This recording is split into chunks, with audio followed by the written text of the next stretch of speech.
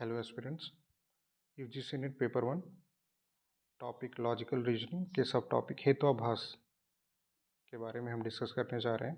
तो सबसे पहले हेतुआभास अगर हम देखें तो हेतुआभास इटाइमोलॉजिकली हेतु प्लस आभास से बना है। हेतु यानी मिडल टर्म और आभास आभास का मतलब अपीयरेंस होता है, यानी कि अगर हमें जब सिर्फ अपीयरेंस हो हेतु का तो ऑब्वियस सी बात है कि अगर हमें अपीयरेंस ही हो रहा है तो वो एक वैलिड फॉर्म ऑफ नॉलेज नहीं होगा, तो तभी ये फैलेसी आएगी।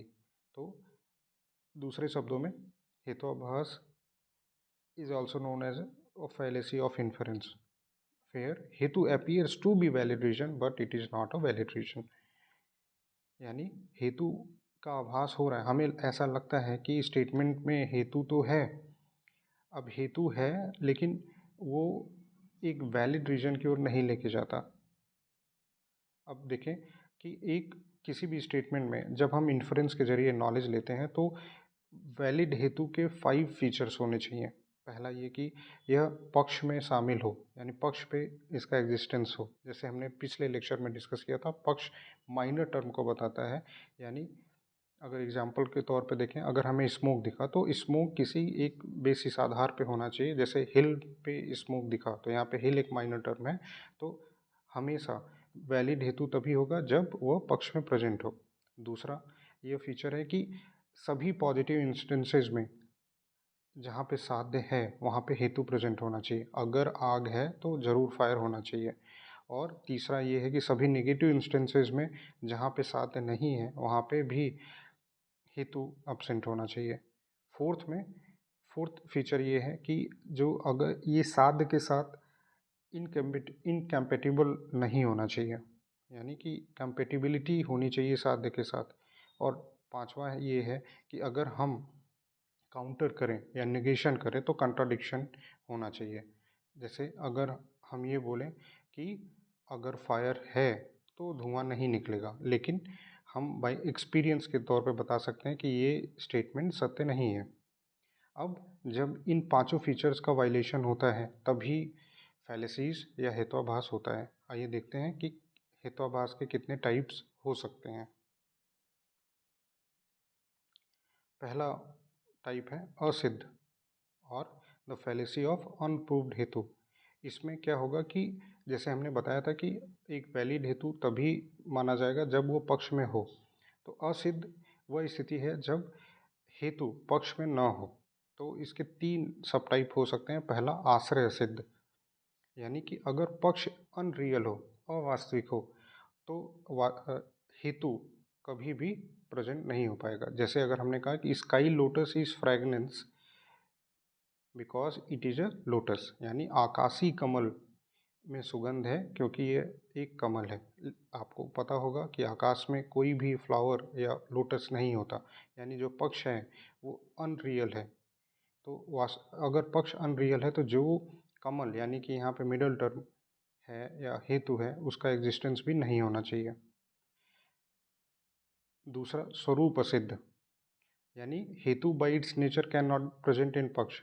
हेतु का नेचर ही ऐसा है जो पक्ष के साथ कंपेटिबल ही नहीं हो सकता। जैसे हमने एग्जाम्पल के तौर पे देखें कि sound is a quality because it is visible. अब यहाँ पे हम साउंड की क्वालिटी की बात कर रहे हैं बिकॉज इट इज़ विजिबल। अब विजिबिलिटी जो है वो साउंड की क्वालिटी नहीं होती, क्योंकि हम साउंड को हियर करते हैं, देखते नहीं हैं। तो यहाँ पे ये जो नेचर है इनकम्पेटिबल हुआ, इसलिए ये स्वरूप असिद्ध है। तीसरा है व्याप्तो असिद्ध। अगर हेतु अनकंडीशनल नहीं है, यानी वो कंडीशनल या रिलेटिव हो, तब भी वह हेत्वाभास के कैटेगरी में आएगा। जैसे अगर हमने ये बोला कि there is a smoke, smoke तो है, कहाँ से निकला, फायर से निकला, लेकिन अगर हमने ये कंडीशन लगाया कि जब फ्यूल वेट होगा तभी स्मोक आएगा, तो इस तरीके के जब कंडीशंस होंगे, यानी हर जगह पे एक आप इनवेरिएबल रिलेशन को इस्टेब्लिश नहीं कर सकते, तब इस केस में भी वह एक हेत्वाभास को लेके जाएगा जब आपने कंडीशन इम्पोज करी है हेतु पे।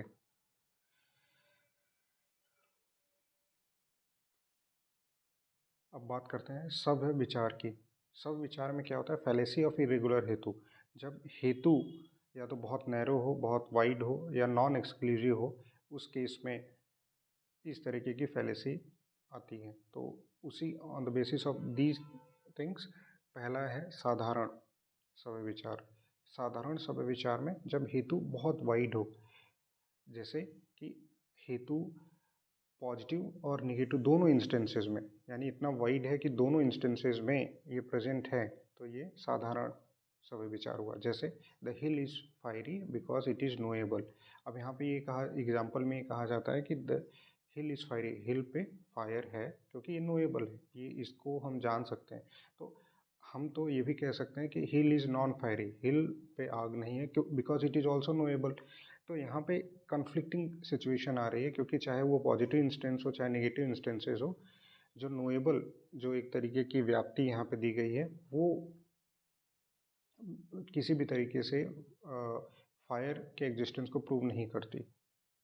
इसी तरीके से सेकंड है असाधारण। असाधारण हेतु जब वो बहुत टू नैरो हो, जैसे कि दोनों positive as well as negative instances में अब्सेंट रहे।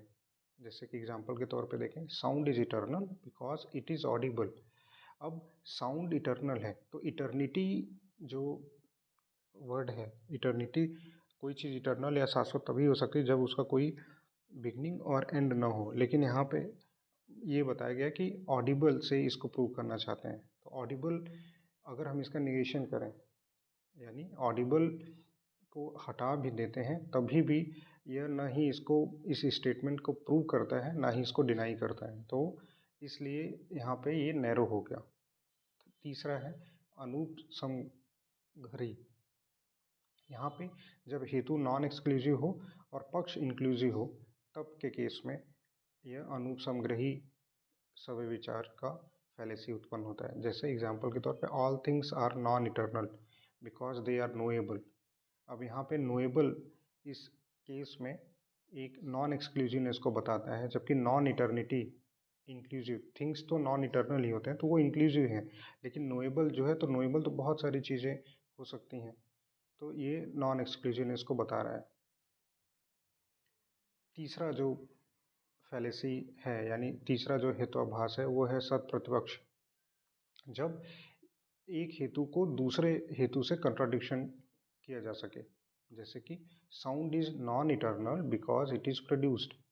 अब यहाँ पे पहले स्टेटमेंट में ये बोला गया कि साउंड इटर्नल नहीं है, साउंड शाश्वत नहीं है क्योंकि इसके उसे उत्पन्न किया जा सकता है। तो ये बात सही है, कोई भी चीज़ शाश्वत नहीं होगी अगर उसका बिगनिंग या एंड हो। लेकिन हम ये भी तो बोल सकते हैं sound is eternal because it is audible. अब यहाँ पे ऑडिबल, कोई चीज़ सुनी जा रही है, तो उस स्टेटमेंट को भी अगर ये दोनों स्टेटमेंट को कंबाइन करें तो कंट्राडिक्ट करेगा, और इस केस में सत प्रतिपक्ष का हेतुआभास उत्पन्न होगा। फोर्थ जो हेतुआभास है उसे बाधित के नाम से जानते हैं। अगर बाधित हेतुआभास तब होगा जब हेतु का कंट्राडिक्शन किसी एक बेटर प्रमाण से किया जा सके। मान लीजिए कि अगर स्टेटमेंट दिया गया कि fire is cold because it is substance. अब यहाँ पे इन्फरेंस ये निकाल रहे हैं कि फायर कोल्ड है क्योंकि ये सब्सटेंस है, लेकिन अगर हम प्रमाण यानी प्रत्यक्ष का यूज करें तो हमें पता चलेगा कि फायर तो कोल्ड नहीं होता। अगर हम अपने सेंस ऑर्गन या तो हम टच को, अगर टच के माध्यम से ये फील कर सकते हैं कि फायर तो हॉट होता है, तो यहाँ पे जो इन्फरेंस किया गया वो गलत निकल के आएगा। तो ये भी, ये जो एग्जाम्पल है ये बाधित हेतुआभास को बताता है। इसके अलावा आखिरी जो हेतुआभास है इसे विरुद्ध के नाम से जानते हैं। यहाँ पे हेतु instead of proving the existence of साध्य प्रूव्स इट्स नॉन एग्जिस्टेंस। यानी कि हेतु को, हेतु की माध्यम से हम एग्जिस्टेंस प्रूव करना चाहते थे, लेकिन हम उसके ये प्रूव करने के चक्कर में हमने नॉन एग्जिस्टेंस को प्रूव किया। एग्जाम्पल के तौर पे sound is eternal because it is produced. अब यहाँ पे हमने आपको बताया कि इटर्निटी का मतलब ये है कि जिसका कोई बिगनिंग या एंड ना हो, शाश्वत, यानी जिसका कोई बिगनिंग या एंड ना हो। लेकिन इस स्टेटमेंट में sound is eternal because it is produced, अगर प्रोड्यूस है तो इसका मतलब कि इटर्निटी तो नहीं होगी। यहाँ पे जो हेतु यूज किया गया है वो नॉन एग्जिस्टेंस को बताता है। तो अगर हम एक चीज़ हमें ध्यान में रखनी पड़ेगी कि जो फैलेसी ऑफ जो इन्फरेंस है भारतीय तर्कशास्त्र में वो सारे मटेरियलिस्टिक फैलेसीज हैं, यानी कि जो फॉर्मल फैलेसी यानी स्ट्रक्चर वाइज वो फैलेसी आपको नहीं दिखेगी, क्योंकि स्ट्रक्चर में हम मेजर टर्म, माइनर टर्म और मिडल टर्म को तो प्रॉपर देखेंगे और उसके हिसाब से हम कुछ भी प्रूव कर सकते हैं। जैसे डिडक्टिव रीजनिंग में आपने नोटिस किया होगा, if A is B, B is C, then A is C.